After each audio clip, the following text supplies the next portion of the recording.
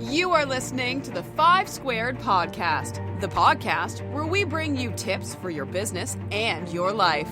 Our goal is to leave you smarter with ideas, wisdom, tools, and entertained. The 5 Squared Podcast is produced weekly for your enrichment. Come back often and feel free to add the podcast to your favorite RSS feed or iTunes. You can also follow me on Twitter at 5 Squared and Facebook. All the links are in the show notes. Now let's get started with your host, business consultant, executive coach, and founder of 5 Squared, Tim Fives. Thank you for listening. This is the 5 Squared Podcast with your host, Tim Fives. Hope everyone's doing well today.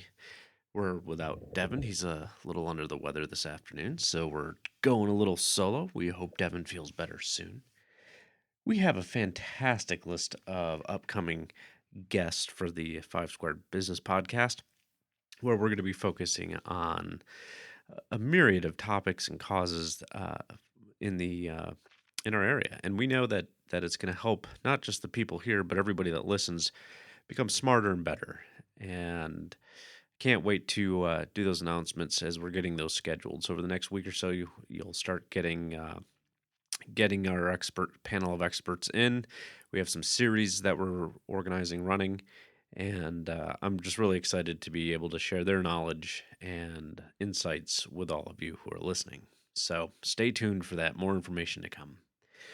Today, I wanted to talk to you, my friends, about emotional intelligence. Now, this is all the rage, right? Everybody out there, oh, what's your emotional intelligence? And I think there's a couple of things that are really good about understanding what the emotional intelligence is, but also that it's not the end all and be all for success. It's a component of successful leadership, and I think it's been called a lot of different things over time. And I'd love your feedback on how you would apply this in your own business. But, if we look, and all the research that I've done will be in the show notes after we get this posted, we'll get those all in there so you can see where the information is coming from. But I found a couple great articles, and I think it puts it into perspective. Now, when I think of emotional intelligence, I had a suspicion of what I thought it was, going back a couple years ago when this became a buzzword. And, I just thought it was a little tutti frutti. Oh, are you in touch with your emotions, right? You get into more of the psychology and things like that. And over my time of coaching people, I realized that it's a packaging of a bunch of intangible assets that we have as human beings to be empathetic, both not only in an outward fashion when we're dealing with other people, but also inwardly in having empathy for ourselves and not beating ourselves up. But here's the definition of emotional intelligence. It is the ability to identify and manage your own emotions and the emotions of others. It is generally said to include 3 skills: emotional awareness, the ability to harness emotions and apply them to tasks like thinking and problem solving, and the ability to manage emotions, which includes regulating your own emotions and cheering up or calming down other people. Interesting. So let's put that in context. I mean, we all know people that when we're around them, they get us excited, they get us ramped up, amped up. And then we also know the person that is the calming effect in the group. And I just had, it's interesting, some of the charities that I participate in, how this manifests itself. I tend to get people ramped up. I tend to get them going, see what the objectives are and get on it. And I know that sometimes that hardcore approach of charging forward upsets other people. Years ago, we went, it was 2014, we went on a mission trip to Jamaica. And one of the things that we did, one of the facilitators had the entire group take a Myers-Briggs assessment. And it was interesting to understand how people thought. And it was really the first time, I've taken the Myers-Briggs discs and all this, but it was one of the first times where I actually saw that in action and really got an understanding as the lead for that group to understand the strengths and how people will respond to certain situations. So if we go into what makes a higher quality, somebody who has a higher emotional IQ than somebody else, there's a couple of things that I found that allows that, and they're kind of tangible things. So I guess if you hear this list and you go through it, um, you can kind of gauge your own emotional IQ. So the first is you're curious about people. You're watching their behavior, you're interested in what they're doing, you have an understanding of their abilities, and you genuinely care for that person. So that's the first thing. Second thing is you embrace change. So you like change, you don't mind moving offices, you don't mind new jobs, you don't mind um, the fact that your spouse wants to pick up and head across the country, whatever that might be. You embrace that. All right, next one. You understand your strengths and weaknesses. Now, emotionally intelligent people just don't understand emotions, but they know what they're good at. They know what they're not good at. They also understand ho- what type of individual pushes their buttons and what stimuluses upset them or make them happy. And I think that's about knowing when to put yourself into a situation or how to deal with a situation that you know is going to be stressful. One of the things that I tell people when we talk about networking is how we show up, right? And how our, for lack of a better term, our presence kind of dictates the type of people we're going to be talking to. So if you're down and out and you're in the dumps or you're angry or you're mad, well, you're probably going to attract the same type of people. But understanding that, being self-aware, and that's what I would call this more than anything is self-awareness is is critical. Another one here is that you're a good judge of character. Now, I had a meeting this morning, and on one of the other nonprofits that I'm a part of, and it was interesting when we started to talk about people that, not people in a bad way, but people for roles and whether they'd be a good fit for those roles. There's always that: are they the right character? Do they have the right attributes to be in that role? And that's a huge thing for leadership. Is not only are they skillful enough, but do they have the temperament, like, to be in that? So the a couple other ones here. Are you difficult to offend? Does everything that happens to you, do you take personal offense to? Now, a lot of times, a lot of people that I've worked with, they have trauma and they have baggage and they have past experiences that cloud their perception. But the people that can see the world for what it truly is at the other end of the spectrum and realize that the world isn't always about them and their history, um, are far less likely to be offended. All right, another emotional IQ key, if it's high, is do you know how to say no? Do you know how to say no? And this, what do we mean by this? Well, we mean the fact that you take control of your time, your energy, your of yourself, and that you don't get upset and make excuses when you have to say no. You're like, no, I can't take that on right now. I'm too busy. Sure, I'd like to take that on right now, but one of these other 10 things will have to wait, right? That you're cognizant of the balance in life. Um, this is a big thing that we do, that we strive for as well. It is another thing that you freely give. Now, I've had family members in my life that only do something with the expectation of getting something in return. And I always thought that was weird. And I thought that that was weird because it always makes that person beholding to the other person. I'm going to do this, but I'm going to expect at some point in the future you're going to do that. Now, that gets amped up with other things, and I won't go into the personal side of that, but I see that a lot. Like, well, I'm going to help you with this client, but I expect a lot on the back end. Like, I expect um, a cut of the revenue. I expect 10 leads from you. I don't like networking groups that do that. as well. Like, well, I expect you to come in with leads for everybody in the group. Now, there's some networking groups that are really good about that. That they can, you know, it's more of a sharing. Here's who I know. Here's how you can help this person, and I've had good and bad experiences with those. But the key personally is that you expect nothing in return when you give something. Um, there's another one in here that I'd like to point out is you don't seek perfection. So emotionally intelligent people won't set perfection as their target because they know it doesn't exist. So in my world, as a Christian, I know the only perfect thing in life is God. I know I'll never be perfect. Now I can strive to be perfect, and there's nothing wrong with that.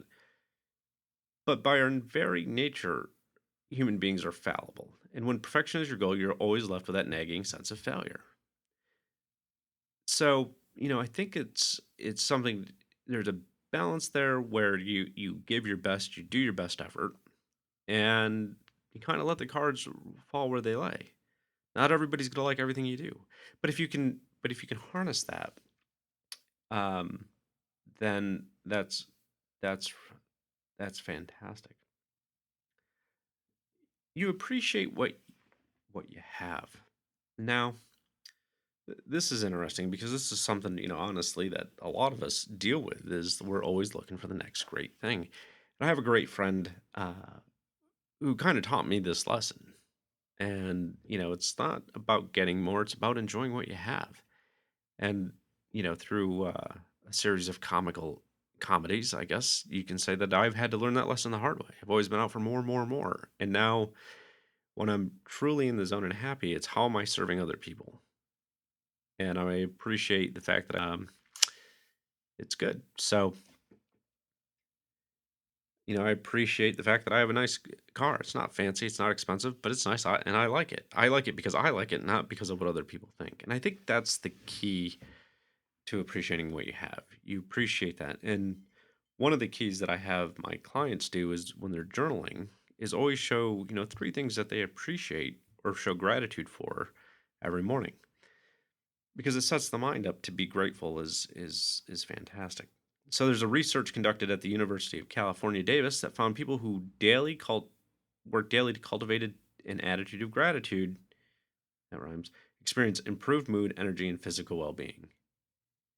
It's likely that lower levels of cortisol play a major role in this. So if you take one thing away and you're feeling down or you're feeling overwhelmed or you don't feel at peace, and when I say that, I don't say that you're happy or whatever. I mean at peace.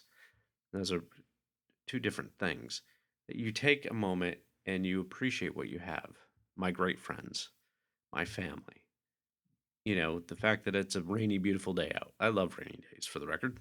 The fact that the leaves are turning, that it's beautiful out, whatever that is, immediately gets your mood to change as well.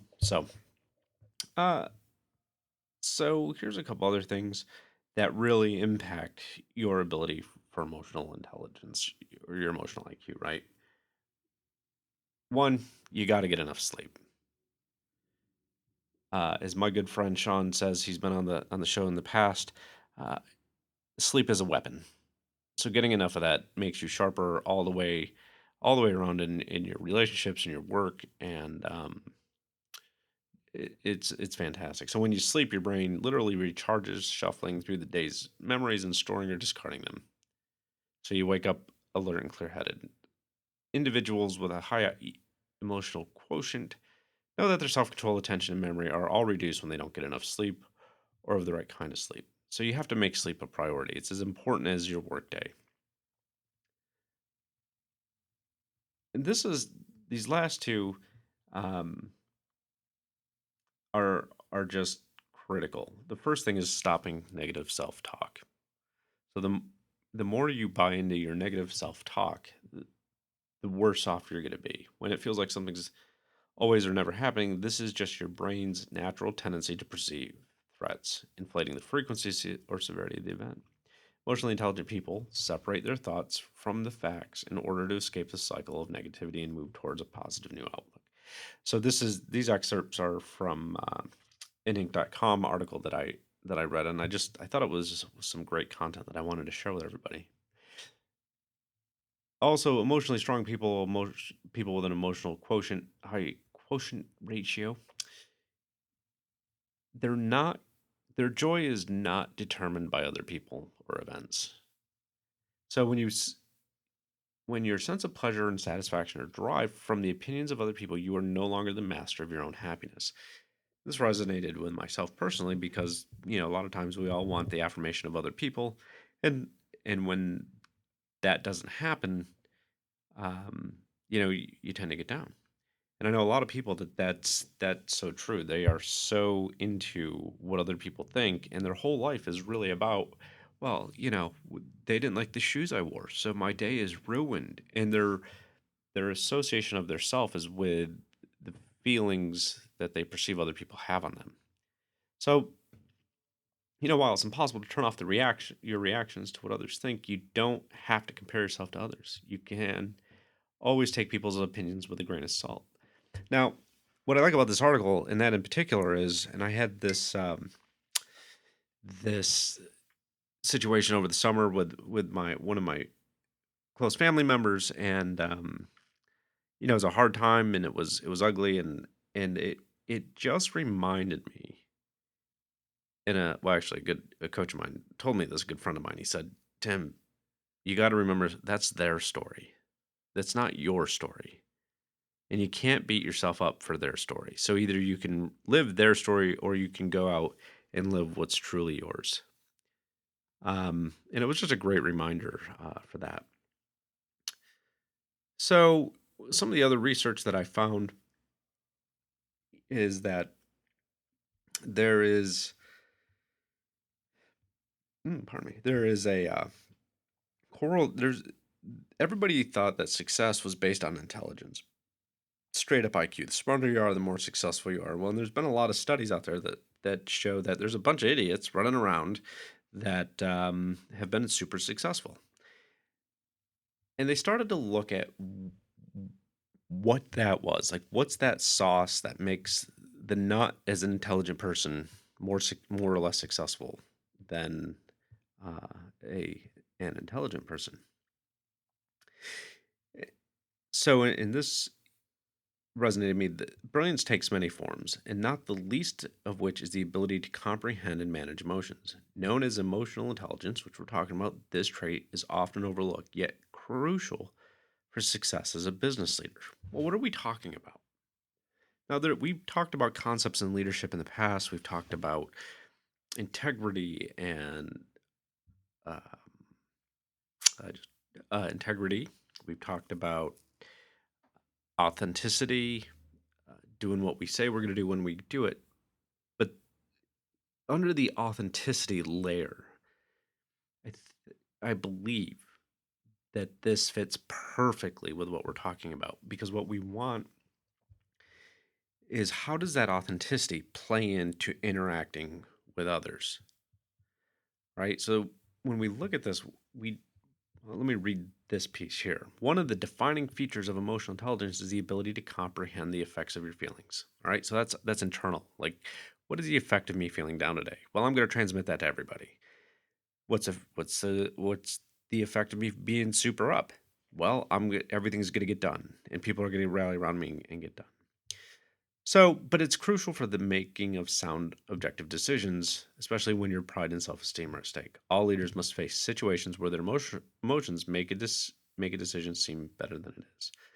So, if you think about that, we all justify the decisions we make. I bought a Bentley, and I justify why I bought the Bentley. Why did I spend that kind of money in a car?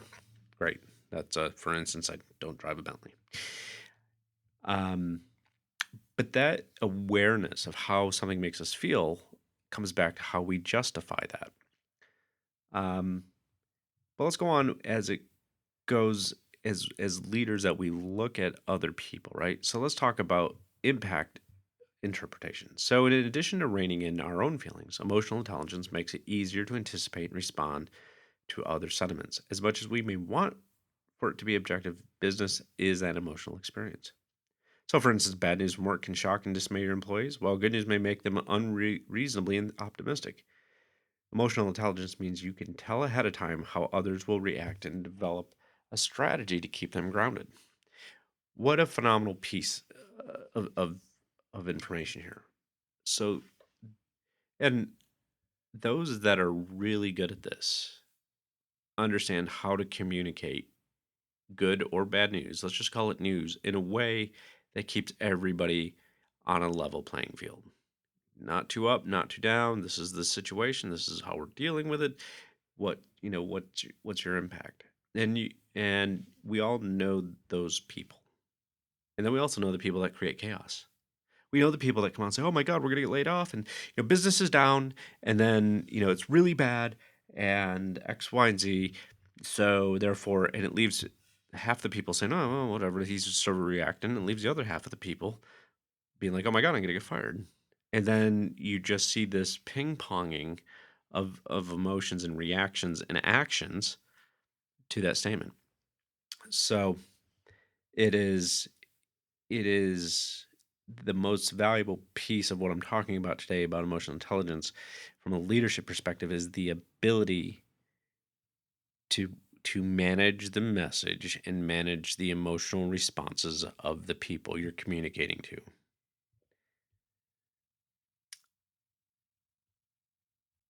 So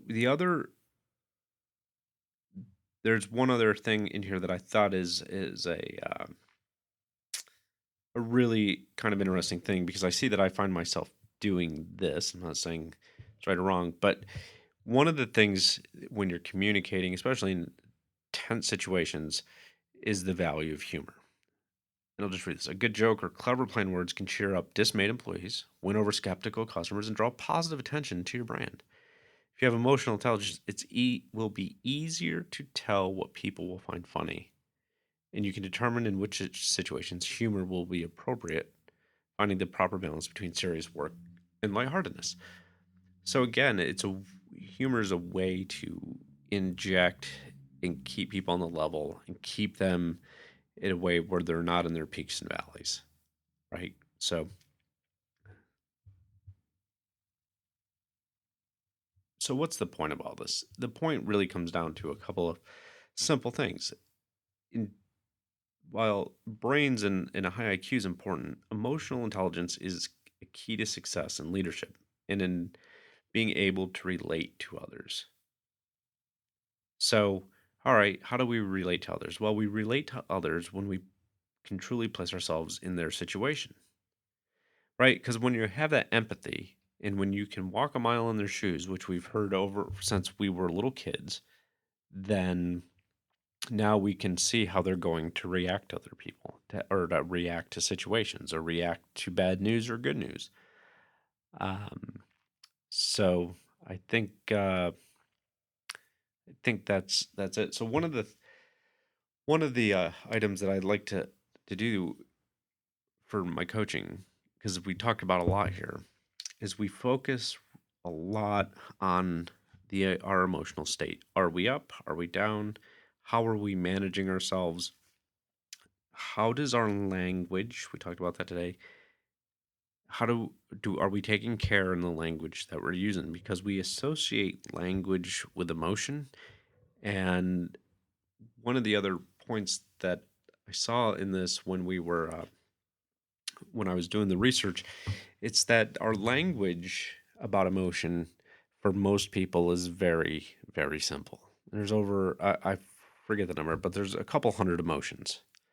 And I challenge you to see how many emotions that you can articulate. All right, happy, sad, um, right? And then you're like, I'm angry, I'm mad, I hate you, or I loathe somebody, and you can go through the list.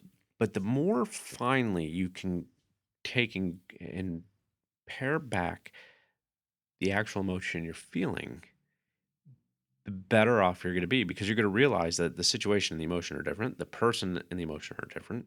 I like to use the simple analogy. I used to use Coke and Pepsi, right? They make you feel a little bit differently, but let's exaggerate this for the sake of the argument. Let's go Trump, Clinton. Now, when you talk to somebody that's a Trump supporter and say you're an ardent Hillary supporter, you you generally have a visceral response. At least society would tend to believe that that's what happens, right? Well, you're on one side of the divide or the other. But what truly is that emotional response?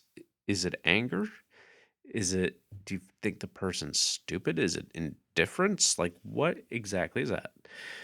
Because now you can associate, and your brain can say, well, that's just frustration. Okay, I get it. All right, I'm frustrated they don't like Clinton. I'm frustrated they don't like Trump. Frustrated they don't like this policy. But when you can granulate this, it starts to, and use the appropriate language, it starts to reprogram your brain and gives you better empathy for that person. It allows you to understand their point of view better, and it allows you to actually have